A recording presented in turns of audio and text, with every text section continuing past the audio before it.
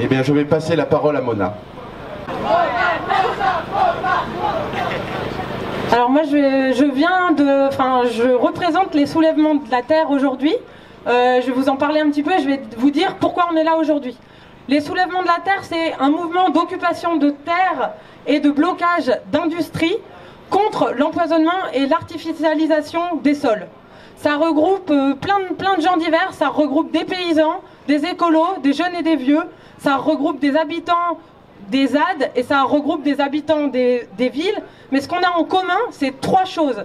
On a en commun le fait de vouloir composer ensemble.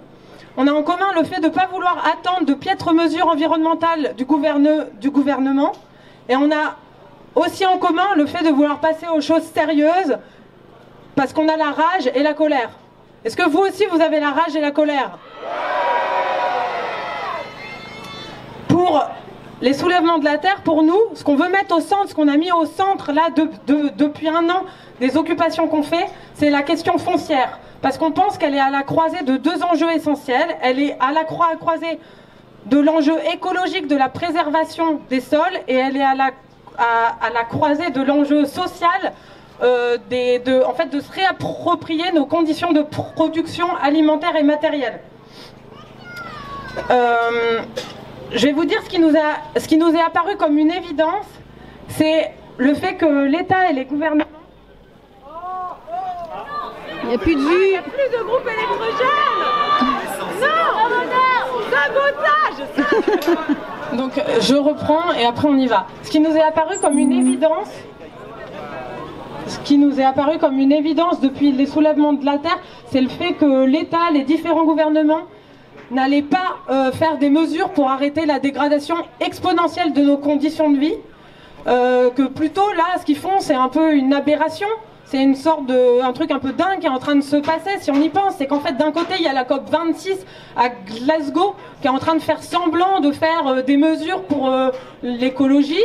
Et de l'autre côté, des préfectures qui nous interdisent de manifester contre des bassines qui pompent directement dans les nappes phréatiques. Je sais pas, on vit dans un monde un peu de fou comme ça. Et en fait, on a envie de leur dire, les gars, elle est où la cohérence? Ça roule là, vous êtes bien là. En fait, ils sont complètement dingues, quoi. Et du coup, nous, on pense que, en fait, parce que ils ne feront rien, on doit tout faire. Donc, on va tout faire ensemble.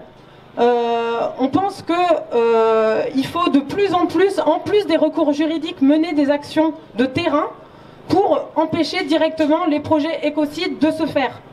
Et donc on va aller se battre là où les projets se font, là où ils sont, et on va y aller ensemble.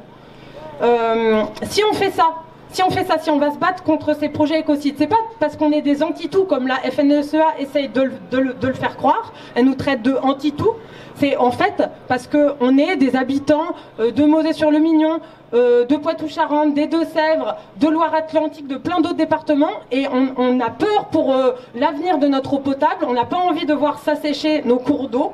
On est aussi des jeunes et des vieux écolos qui n'ont pas envie qui ont envie plutôt qu'il y ait d'autres êtres sur Terre qui subsistent, enfin qui survivent à ce qu'on leur inflige, d'autres êtres vivants que nous. Et c'est aussi qu'on est des paysannes et des paysans qui ont envie d'un autre modèle agricole. Parce qu'en fait, ils font croire qu'on est des écolos qui en fait sont à côté de la plaque. Et les écolos, je pense, ne sont pas à côté de la plaque déjà. Mais en plus, il y a parmi nous des syndicats agricoles, il y a parmi nous des paysannes et des paysans qui en fait veulent développer autre chose, veulent développer un autre modèle agricole que celui du maïs irrigué en monoculture avec des pesticides sur des milliers d'hectares qui assèchent les sols.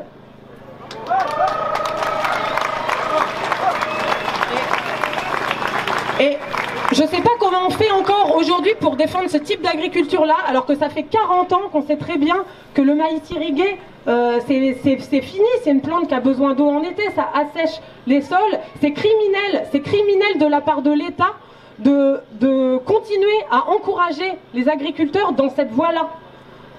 Tout le monde sait que les bassines, ça sert juste à prolonger quelques années de plus un modèle qui de toute manière va se casser la gueule et qui sert juste à ramener du pognon.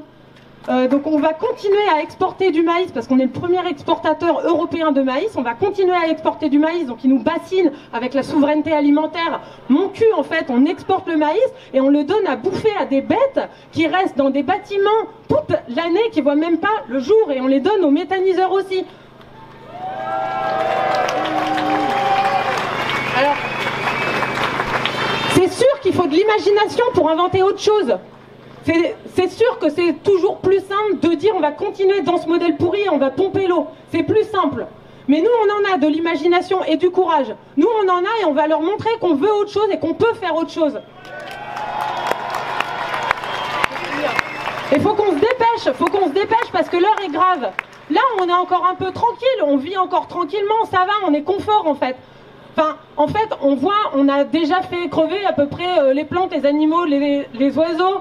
Y a on parle de la outarde canepetière, mais il y a sa grande sœur, la grande outarde, qui est déjà disparue depuis les années 50. L'outarde canepetière, elle est en train de se faire décimer. Donc en fait, il faut qu'on pense aux 3-4 animaux qui nous restent, il faut qu'on pense aussi à nous, et on va la gagner, cette guerre de l'eau. On va la gagner ensemble.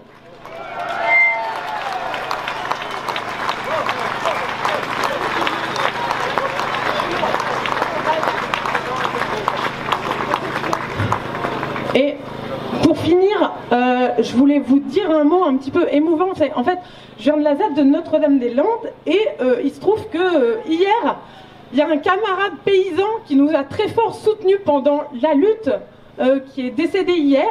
C'est Vincent Delabouclis. C'est plus qui nous a fort soutenus, c'est qu'il était une forte motrice dans la ZAD de Notre-Dame-des-Landes. C'était un camarade paysan qui venait à toutes les manifs, qui prenait la parole, qui nous a énormément, qui s'est mis corps et âme dans cette lutte contre l'aéroport. Et je suis sûre qu'il y a une partie de lui aujourd'hui qui nous regarde et qui est là avec nous. Et donc je voudrais qu'on lui dédie cette manifestation parce que je pense qu'il y a beaucoup de paysans et paysannes qui sont là aujourd'hui et qui sont émus fortement.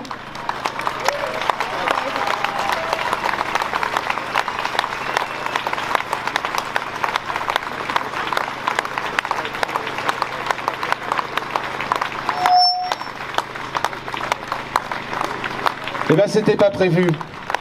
Mais on va vous proposer un premier geste pour Vincent. On a ramené ici 2500 brins d'osier. On a déshabillé un arbre qui était mort et on a récupéré toutes ses branches. Eh bien, vous allez être invités tous, avant de partir, à venir prendre un brin et aller le poser au coin de la rivière qui vous tient le plus à cœur. On devait faire ça à Chercout, qui est le point de captage d'eau potable menacé par la bassine. L'État nous refuse l'accès à Chercout. Et bien on va faire encore plus beau. On va faire pousser des saules du Marais partout en France. Prenez votre brin d'osier, camarades. Et s'il y en a qui peuvent s'occuper de faire la distribution, le reste est ici. On va se mettre en route. On sera fort. On va gagner. Nobasaran.